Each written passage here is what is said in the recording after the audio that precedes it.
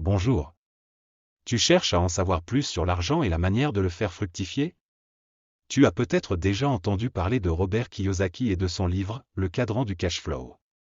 Eh bien, sache que ce livre est une véritable mine d'or pour toutes les personnes qui souhaitent avoir une meilleure compréhension des finances et de la manière de les gérer. Dans ce livre, Kiyosaki explique comment passer du statut d'employé à celui d'investisseur et devenir financièrement indépendant. Il partage des conseils et des astuces pour comprendre les différents types de revenus, comment les générer et les faire travailler pour soi-même plutôt que de travailler pour les autres. En lisant ce livre, tu vas découvrir un nouvel état d'esprit et une nouvelle façon de penser à l'argent. Tu apprendras comment passer du temps à travailler pour gagner de l'argent, à faire en sorte que l'argent travaille pour toi. Tu découvriras également comment utiliser les investissements immobiliers, les entreprises et les investissements en bourse pour augmenter tes revenus et devenir financièrement libre. Alors si tu cherches à améliorer tes finances personnelles, à créer des sources de revenus durables et à atteindre la liberté financière, Le cadran du cash flow est un livre que tu devrais absolument lire. Avant de commencer, je voulais juste te dire un gros merci d'avoir pris le temps d'écouter mes résumés et également gros merci aux personnes abonnées à ma chaîne. Ça me fait super plaisir et ça me donne vraiment envie de continuer à travailler dur pour t'apporter toujours plus de contenu de qualité. Allez, place au résumé Le cadran du cash flow. L'outil pour comprendre vos sources de revenus.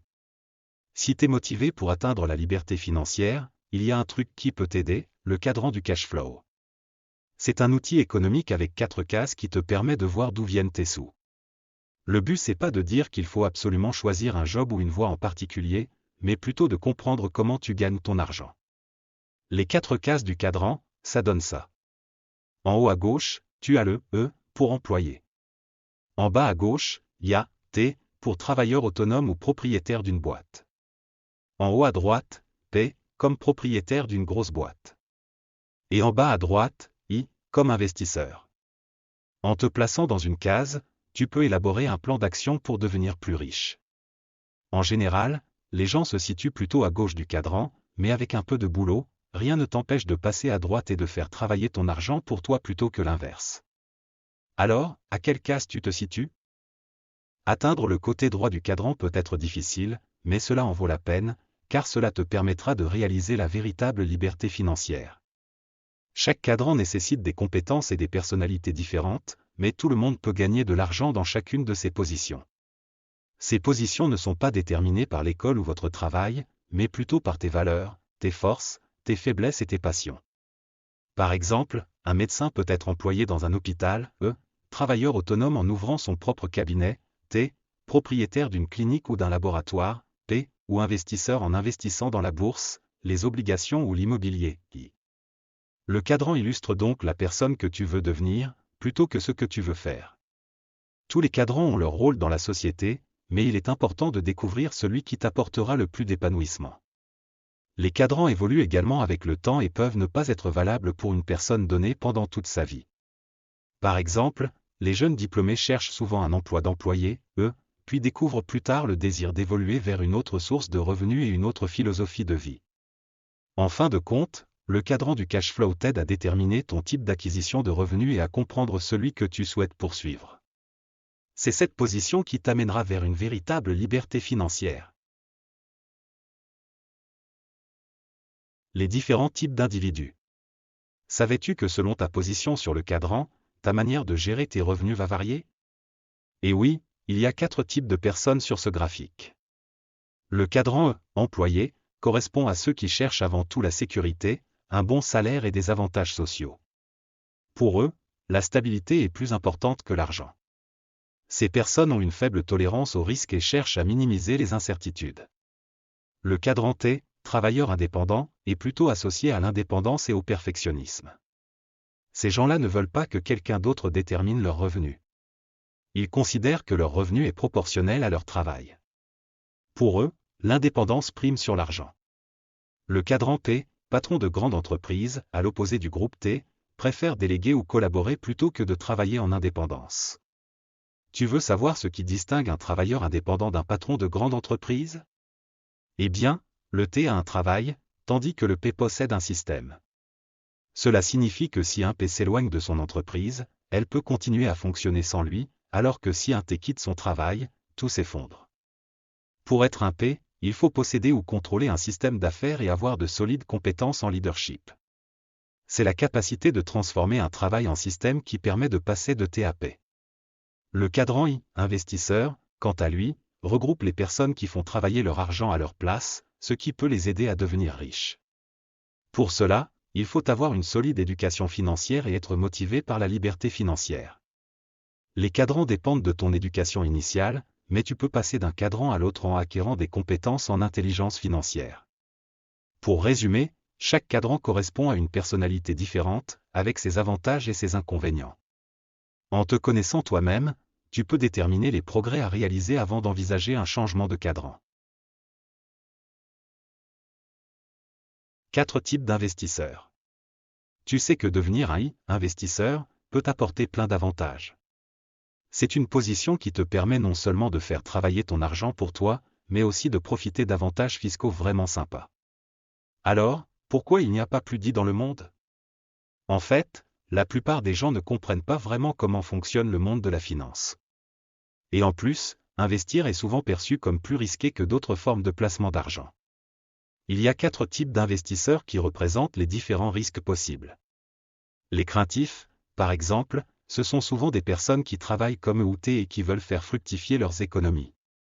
Mais comme ils ont peur de perdre leur argent, ils choisissent des formes d'épargne classiques qui rapportent peu et qui comportent en fait des risques réels.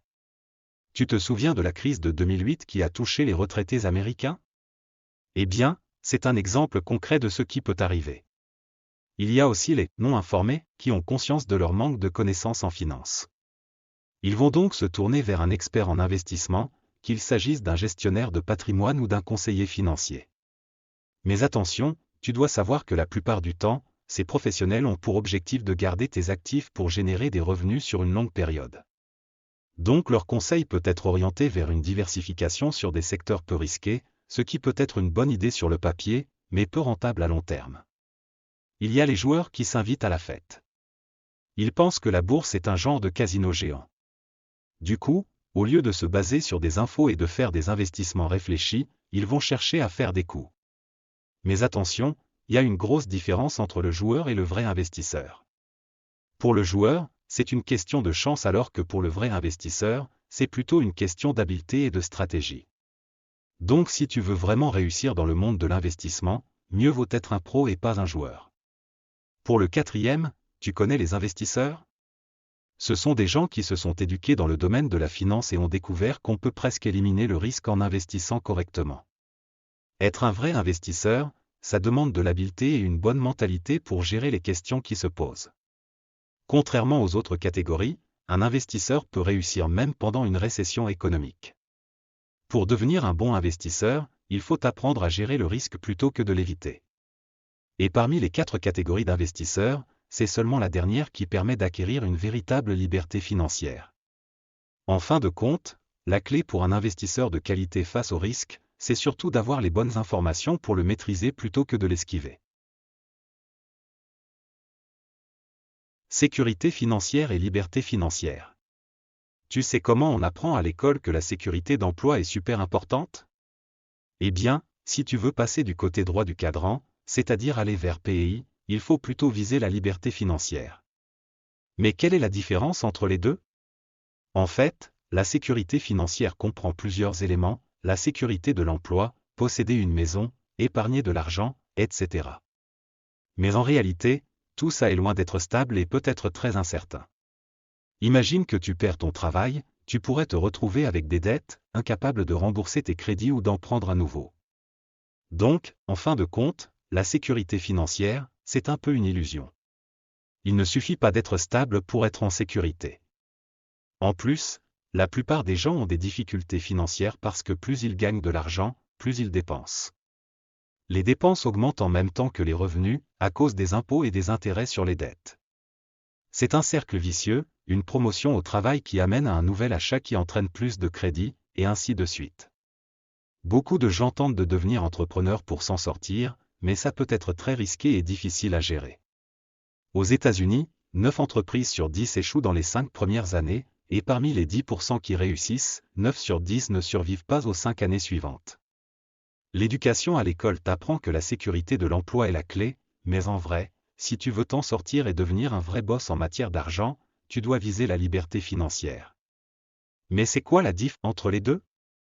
La sécurité financière, c'est quand tu as un job stable, une maison à toi, une épargne qui fructifie, mais en fait, il y a plein d'incertitudes derrière tout ça. Si tu perds ton boulot, t'es vite endetté ou t'as plus moyen de payer ton crédit. Donc la sécurité financière, ce n'est pas la solution miracle. En plus, le problème, c'est que plus tu gagnes de l'argent, plus tu dépenses. Et ça augmente ton taux d'imposition et d'intérêt sur tes dettes. Et ça crée un cercle vicieux qui te force à t'en sortir en te lançant dans l'entrepreneuriat. Mais attention, ce n'est pas facile, et beaucoup échouent. Aux États-Unis, 90% des entreprises disparaissent après 5 ans, et sur les 10% restantes, 90% n'arrivent pas à survivre 5 ans de plus. Maintenant, si tu veux vraiment t'en sortir et devenir un investisseur indépendant, tu dois passer du ou du TOP, puis à l'I. Pourquoi? Parce que si tu réussis en tant que propriétaire d'un business, t'as plus de chances de devenir un puissant. Tu vas développer un flair pour les bons plans financiers. Et puis, si tu te plantes en ça t'apprendra des leçons importantes sans te coûter trop cher. En revanche, si tu te plantes en ça peut coûter très cher. Donc, réussir en peut t'aider à financer ton éducation en investissement. En résumé, la sécurité financière, c'est pas fiable à 100% car elle repose sur des facteurs qui ne dépendent pas que de toi. La liberté financière, c'est le Graal, c'est avoir un système qui te permet de générer de l'argent malgré les fluctuations du marché. Et ça te met vraiment à l'abri. Les 3 types de systèmes générateurs d'argent. Si tu veux devenir un tu dois mettre en place un système. Ça veut dire comment tu vas gagner de l'argent et comment tu vas le garder. Mais comment trouver le système qui te conviendra le mieux? Eh bien, il y a 3 systèmes qui te permettent de générer de l'argent. L'entreprise traditionnelle, tu crées ton propre système et tu le fais évaluer au fil du temps. C'est la façon la plus difficile mais aussi la plus formatrice pour arriver à P. Les franchises, tu achètes un système qui a déjà fait ses preuves. C'est une option plus facile, mais il faut être prêt à observer et apprendre des failles et des contraintes. Le marketing relationnel, tu deviens membre d'un système existant. C'est la façon la plus économique de tester un système et de le mettre en place. Mais attention, ça met aussi à l'épreuve tes compétences en organisation et en commerce. Bien sûr, il y a toujours un risque d'échec, mais 2 choses sont cruciales pour réussir, le système et les personnes qui le bâtissent. Cependant, il peut être difficile de savoir où se trouve la faille si jamais ça ne marche pas. Pour te lancer, quel que soit le modèle que tu choisis, il est important de trouver un mentor. C'est quelqu'un qui a déjà réalisé le projet que tu veux lancer. Cette personne pourra te conseiller et t'aider à résoudre les problèmes que tu rencontres. Si tu veux te lancer dans l'entrepreneuriat, sache que tu auras besoin d'un bon système pour réussir. Tu as plusieurs options pour ça. Par exemple, tu as la possibilité de faire des études en économie et gestion, c'est un diplôme très polyvalent qui peut être utile. Si tu es déjà employé quelque part, tu peux aussi apprendre beaucoup sur le système de l'entreprise où tu es, mais tu risques de voir seulement une partie du tableau. En parlant de système, c'est important de comprendre que c'est un ensemble de sous-systèmes qui font tourner le tout. Par exemple, un avion est un système de systèmes. S'il y a un problème avec l'alimentation en carburant, ça peut causer la catastrophe. Pour une franchise de choix ou une entreprise de marketing relationnel, fais gaffe à bien choisir une boîte qui tourne bien, qui te plaît, qui offre des formations et un encadrement de qualité. Enfin, beaucoup de gens font l'erreur de se concentrer sur le produit plutôt que le système, mais c'est le système qui va vraiment déterminer si ton projet va marcher ou pas.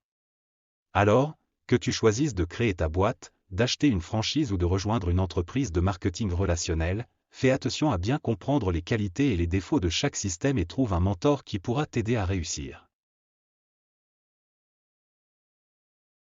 Le monde étrange de la finance.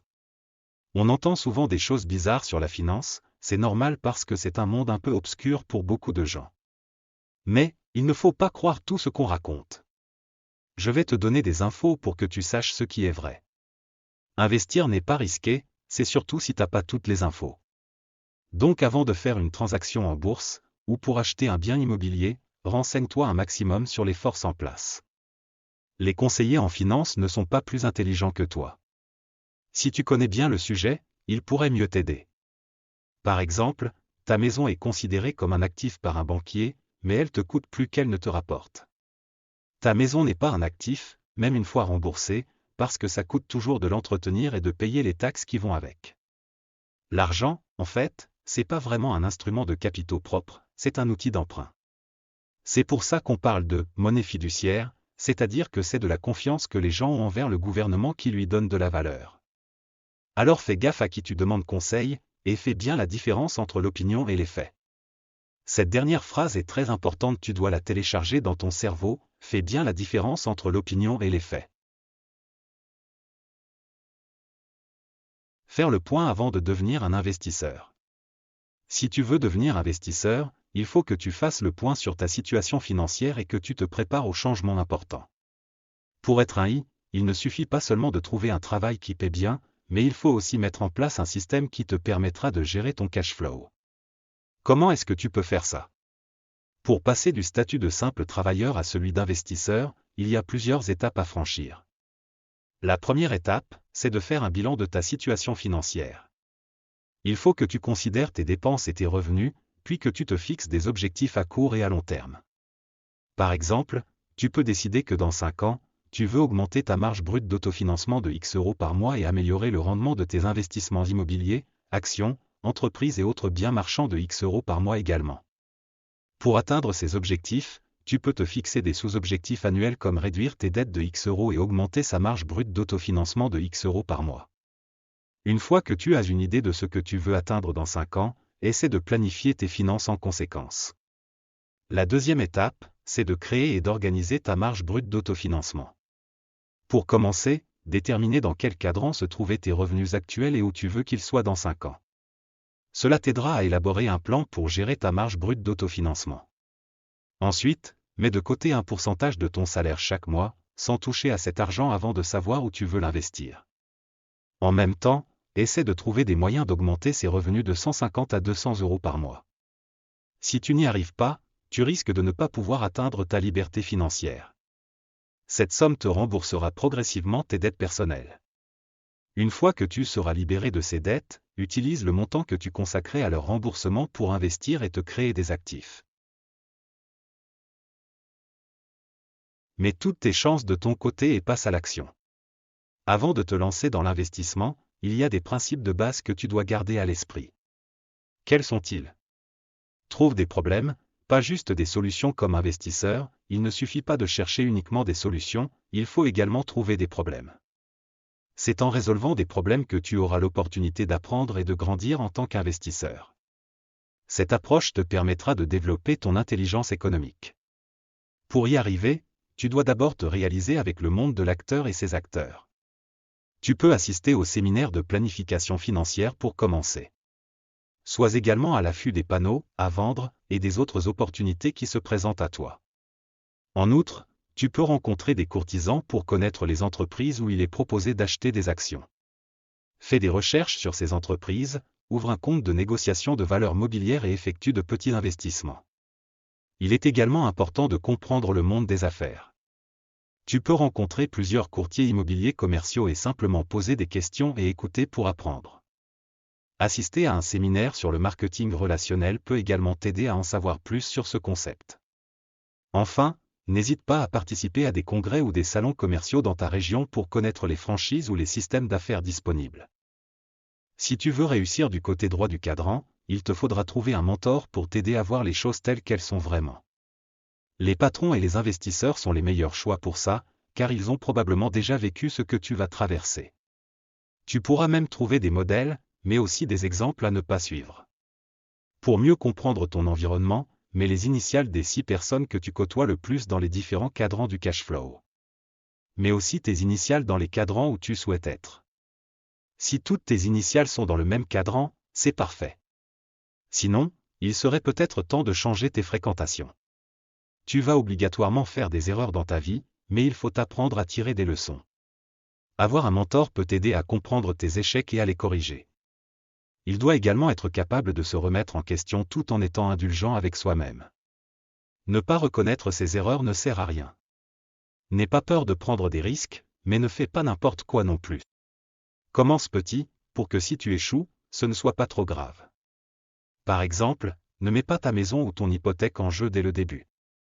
Il est important de croire en toi et en ton projet, mais ne te voile pas la face. Si tu sens que quelque chose est trop risqué, écoute-toi. Tu es le seul à connaître tes limites. Par contre, si tu penses être capable de faire la transition, fonce. Tout le monde peut apprendre l'éducation financière, il suffit d'avoir la motivation et les bonnes informations. Et n'oublie pas, chaque étape de ton parcours nécessitera une stratégie personnalisée. Enfin, n'aie pas peur d'échouer. C'est normal. Pour réduire les risques, informe-toi autant que possible. Et si tu as foi en ton projet, chaque échec sera une opportunité pour apprendre et avancer. Alors, tu veux passer de la gauche du cadran, E, T, vers la droite, P, I? C'est pas facile, car il faut se débarrasser de la dépendance à l'argent pour atteindre la liberté financière. Mais comment faire? Le truc, c'est de ne pas travailler pour l'argent, mais plutôt créer un système qui en produit. Pour ça, tu dois changer ta façon de penser, d'agir et de posséder. Par exemple, si tu as envie d'avoir un corps de rêve, c'est un mais, avoir, que tu veux atteindre. Pour y arriver, la plupart des gens dressent une liste de tâches, à faire, comme aller à la salle de sport ou manger plus sainement. Mais si t'as pas le bon état d'esprit, être, cette liste sera impossible à réaliser. Dans le cadran du cash flow, c'est plus important d'être que de faire. En gros, c'est pas ce que fait le P ou le I qui fait la différence, mais plutôt leur état d'esprit intégré. C'est là que l'intelligence émotionnelle intervient. Ça veut pas dire qu'il faut rejeter tes émotions, car elles peuvent t'aider à prendre des décisions. Mais il faut que tes émotions soient utiles pour prendre les bonnes décisions. Pour passer dans le cadran, tu dois garder en tête que les E travaillent pour le système. Les T sont le système. Les P créent, manifestent ou contrôlent le système. Les I investissent de l'argent dans le système. C'est pas facile de changer de manière de penser, surtout que l'argent est super important pour vivre. Donc ton esprit aura peur pour son avenir. Pour réussir, tu dois entretenir la flamme qui t'a encouragé à faire cette transition. En gros, ta position sur le cadran dépend de tes principes fondamentaux. Si tu veux devenir investisseur, il faut que tu réfléchisses à ta façon de penser, d'agir et de posséder les choses. On arrive à la fin du résumé, et si tu veux creuser encore plus dans le livre de Kiyosaki, Le cadran du cash flow, je te recommande vraiment de te le procurer et de le lire intégralement. Si t'as pas le temps de lire, pas de souci. J'ai mis l'astuce sous la vidéo, que j'utilise pour lire plus vite les livres qui m'intéressent. Merci de m'avoir écouté et on se retrouve bientôt sur la chaîne, Un jour, un livre.